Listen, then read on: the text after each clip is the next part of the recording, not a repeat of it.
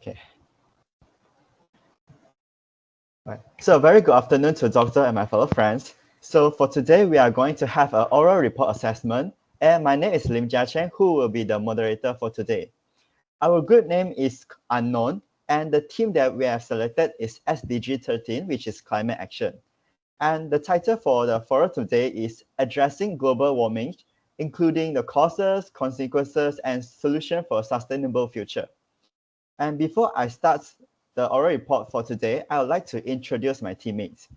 So the first panelist will be XUAN, the second panelist will be XING, the third panelist will be Yixin, and the fourth panelist will be QIAO. And now I would like to provide an overview of the issue. So global warming is primarily caused by the human activities such as the burning of fossil fuels for energy, deforestation, and industrial processes. And actually, these human activities will release a lot of greenhouse gases such as carbon dioxide and also methane.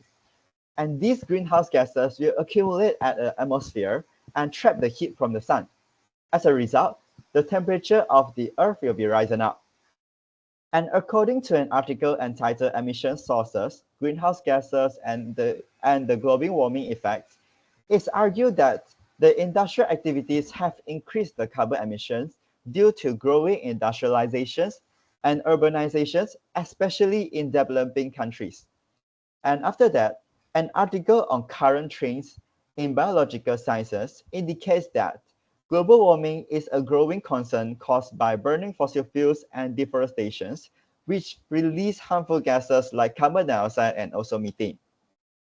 So after I did some research from the internet, it highlights the key causes of global warming, such as industrializations, urbanization, and deforestation. And this also supports the panel discussion by providing evidence of how human activities can lead to climate disruption and environmental damage. At the same time, it emphasized the lack of awareness about the severity of the issues that cause these issues, which is global warming, become more serious nowadays. And at last, the text also set us a very clear foundation for exploring the effects and solutions. So for now, I would like to pass to panelist 1 to explain about the cause of global warming. Thank you. Good afternoon to Doctor and my fellow friend. My name is XUAN and I am the panelist 1. Before I start to illustrate the point in the slide, I need to mention that the cause of global warming is more due to the human activity. Firstly, the cause of global warming is burning fossil fuel. Many humans use fossil fuel in generate electricity, plastic and clothes production, and transportation. It will cause greenhouse effect. Greenhouse effect is traps the heat from the surface of the earth by a substance called greenhouse gas. So this will rise the concentrations of the major greenhouse gas in the atmosphere, and this higher concentration have the potential to warm the atmosphere by several degrees. The evidence is, according to Summer 2050, approximately 75% or more of the increase in atmospheric carbon dioxide level, which drives global warming and climate change. It is because fossil fuel combustions will release carbon dioxide. Besides that, the cause of global warming is deforestation. The purpose of deforestation is used to agriculture, logging, road construction, and urban development. As a basic knowledge, we know that tree is converts carbon dioxide into oxygen so we can maintain the temperature in the earth. So this will cause emissions since the trees are cutting down will release the carbons that have been stored. Based on this, the State of World's Forest 2020 states that approximately 12 million hectares of forests are destroyed each year. It emphasized the significance of forests in absorbing carbon dioxide and decrease the rate of global warming. Based on this, it appeals people to protect the environment and forbids people from cutting down the tree. Last but not least, the cause of global warming in industrial process. Many industrial activities such as cement production, metal production, and chemical manufacturing. Cement production is the process of heating limestone to release carbon dioxide, while the chemical manufacturing produces various chemicals. This activity will cause global warming and increase the concentrations of greenhouse gas. For example, Suhiro 2040 highlights that the concept of green concrete as a sustainable alternative to traditional concrete, which bring the environmental impact of conventional concrete production, such as high carbon emissions and resource depletions. I hope that this text can contribute to panel discussions by providing a well-researched insight and diverse perspective that enrich our dialogue. It presents the complex idea clearly and including the real-world example for global warming. That's all for me. Now I will pass to panelist 2.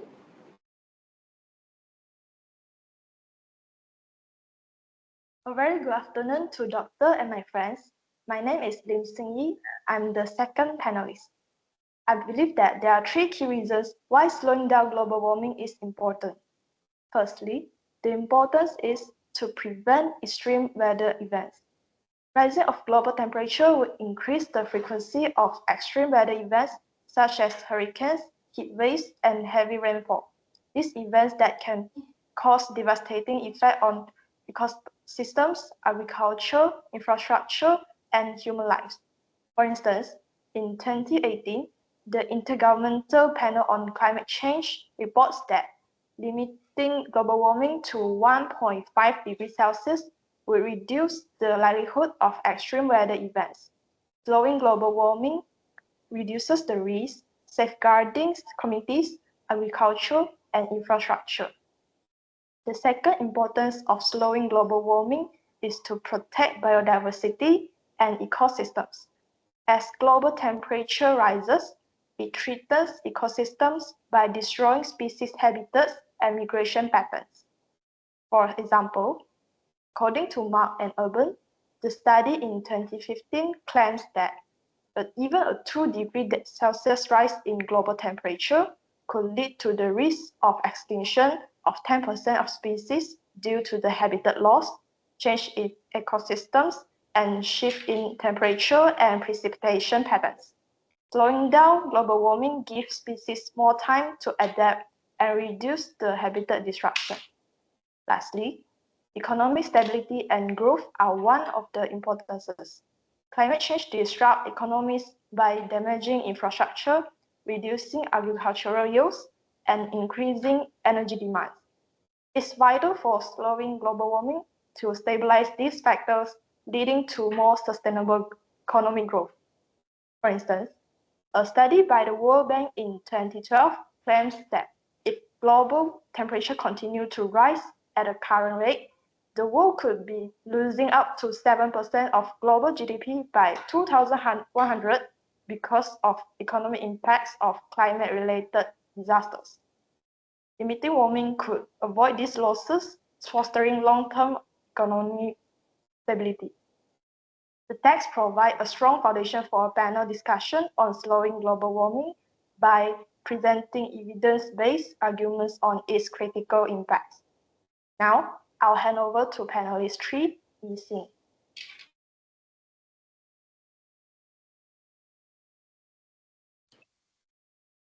Good morning, Doctor and my friend. I'm XING and I am the third panelist. So for my part, I will explain about the effect of global warming. First of all, the effect that I would like to point out is the rising of sea level. Rising of sea level will erode coastline and lead to more frequent coastal flooding. Many islands are at risk of disappearing beneath the rising sea. Coral reefs, which protect many of these islands, will be submerged, subjecting the local people to heightened stone search and disrupted coastal ecosystem. So according to the Intergovernmental Panel on Climate Change IPCC reports, it is argued that global sea level has risen by approximately 20 centimeters from 1880 to 2020 and are projected to rise by an additional 30 to 110 centimeters by 2100 under various emission scenarios. This rise is primarily due to thermal expansion of water as it warms and the melting of glacier and ice sheet. Furthermore, global warming also will cause health and disease. Cold winter weather reduces the spread of infectious diseases by killing infectious organisms and carrier species such as mosquito. Warmer weather could increase the spread of malaria, dengue fever, and yellow fever. For instance, the World Health Organization (WHO) report that rising global temperature have expanded the geographical range of malaria and dengue fever to higher altitude and previously cooler regions. Last but not least, impacting ecosystem also one of the effects of global warming. Warmer temperatures have already shifted the growing season in many parts of the globe. This change in the growing season affect the broader ecosystem. Migrating animals have to start seeking food sources earlier. Research from the Global Change Biology Journal indicate that rising temperatures have caused earlier bud break in tree and earlier flowering in spring plant, leading to a misalignment with the timing of herbivore and pollinator that depend on this plant. So for this tag can help frame the panel discussion by grounding it in scientific evidence, highlighting the global warming issue, and stressing the importance of taking action. So now I will pass to the last panelist, QIAO. A very good afternoon to Doctor and all my friends. My name is HENG and I'm the panelist number 4. My focus during the discussions will be on the solutions to slow down global warming. The first point that I want to emphasize is reforestation and afforestation. Reforestation and afforestation can help to reduce Earth's temperatures, since trees can remove carbon dioxide from the atmosphere and release oxygen through photosynthesis. The evidence to support my point is simulations by LMU Ludwig Maximilian University of Munich scientists 2024 highlight that large-scale afforestation and reforestation could reduce global peaks and end-of-century temperatures and shorten the overshoot period during which the 1.5 degrees Celsius target is exceeded. The second point that I would like to highlight is the transitions to renewable energy. Shifting from fossil fuels to renewable energy sources like solar and wind can significantly decrease reliance on fossil fuels. As we all know that when burning fossil fuels, it will emit greenhouse gases that exacerbate global warming. In contrast to fossil fuels, renewable energy sources are cleaner and produce little to no carbon dioxide emissions during operations. The evidence of my second point is, according to the International Renewable Energy IRENA 2024, renewable energy sources accounted for 86% of global electricity generation's capacity additions in 2023, which reduced dependency on fossil fuels. Similarly, American Clean Power Association (ACP) 2023 reports that wind energy in the United States help avoid 346 million tons of carbon dioxide emissions annually. My last point is adopting electric vehicles. Replacing fossil fuel powered vehicles with electric vehicles is an advantageous solution to reduce greenhouse gas emissions. This is because electric vehicles use electricity instead of fossil fuels like diesel and gasoline, which significantly reduce carbon footprint. The evidence is Statista Research Department 2024 stated that the development of electric cars since 2019 has resulted in an annual avoidance of around 60 million metric tons of carbon dioxide emissions globally. The test outlined various strategies to combat global warming, including shifting to renewable energy, planting more trees, and utilizing electric vehicles. This ensures all panelists share a mutual understanding of the main solutions and facilitate discussions on the pros and cons of these solutions.